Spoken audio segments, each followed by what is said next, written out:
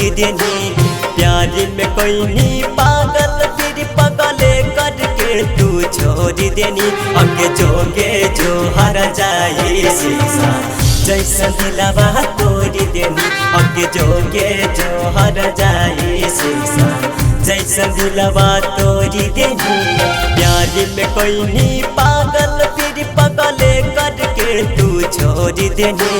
प्यार में कोई नहीं पागल फिर पगले करके तू छोड़ देनी।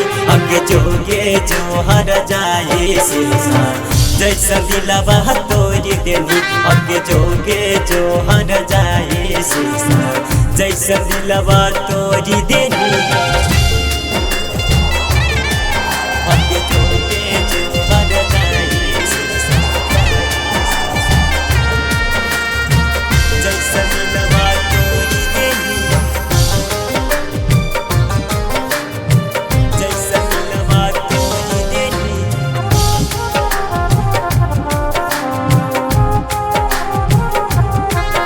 अगे जोगे जो हर जाए शीशा जैसा दिलवा तोड़ देनी।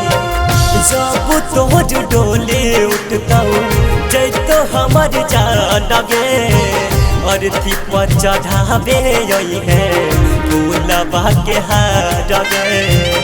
अर्थी पर चढ़ावे यही है फूलबा के हार गे। जब तोर डोले उठताऊ जै तो हमर जान गे।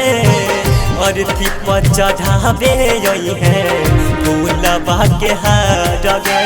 मुहमा मोड़नी ऐसे जैसे सब लेके बदल गई। मुहमा मोड़नी ऐसे जैसे सब लेके बदल गई। अगे जोगे जो हर जाए शीशा जैसा दिलवा तोड़ देनी। अगे जोगे जो हर जाए शीशा जैसा दिलवा तोड़ देनी। अगे जोगे जो हर जाए शीशा जैसा दिलवा तोड़ देनी। जैसा दिलवा तोड़ देनी।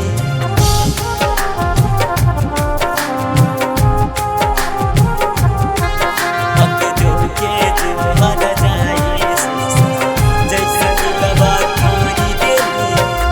सोनदीप राज से तो कहीं धोखेबाज ही गे।